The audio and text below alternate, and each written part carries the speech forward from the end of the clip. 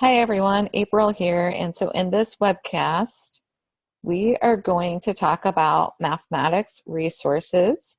And so we're going to scroll down over here under instruction and select mathematical content and practice standards.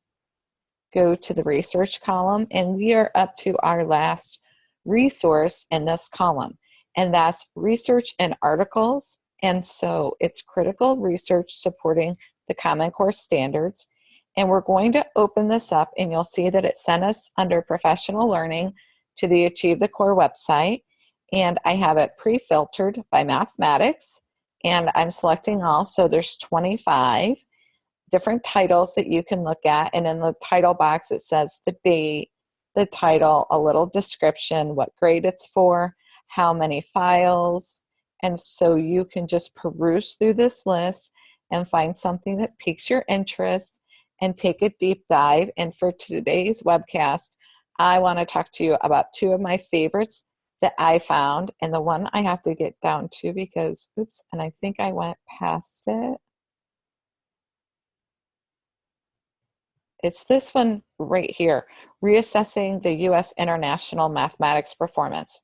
What I loved about this is this was based on the 2003 TIMSS and PISA for that decade. So this came out in 2005, and it was by AIR. And so you can go here and view the file, or you can download it, and you can open it up and see. And this was prepared by AIR and published in November 2005. And another reason why I'm a huge fan of this is Steve Leinwand is on here. And I know that Steve has integrity in his work as an educator, and not that these other ones don't, but I personally know Steve. So I'm sure if Steve is working with them, then they're all excellent in their fields as well. I just can't personally say that I know the rest of them, but I can with Steve. And then you can go through here. It's about 40 pages long.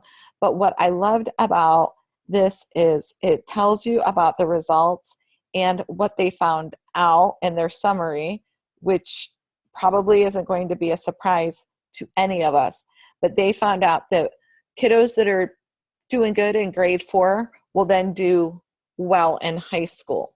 And that it's really important for them to get a really great foundational start. And that just makes sense. The stronger foundation we can give them, the better off they're going to be at being successful. So this is just really great for those of you that really like to get into all that data and analysis and stuff. So I would recommend that. And the other one that I really loved on here is the progression documents.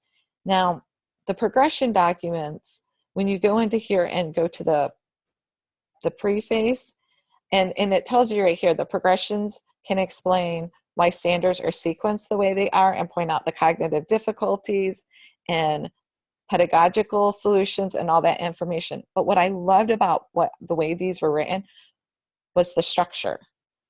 And as you go through here and you start reading this, you start to notice that they have notes in the columns off to the right, and they put the research right here. So if I wanted to know more about something, I could just go and look up that research and read more deeply on it. So I really love that about the progression documents.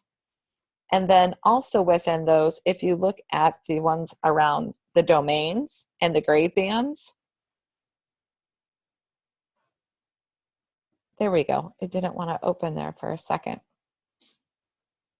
And you scroll down through as you're reading it, right there in the margin, it has what standards it's talking about, and it has clarifying notes and things like that, and extra things to help you understand and examples of things. So I just thought that these were really great, and I'm sure that now that you've watched this video and you skimmed through some of this stuff, you're going to want to curl up with these documents this weekend and read them. There's a ton of other things in here, and so my challenge to you would be to read one of these a week until you're done and to share them with your colleagues. That's it for this webcast, and I'll see you all next time.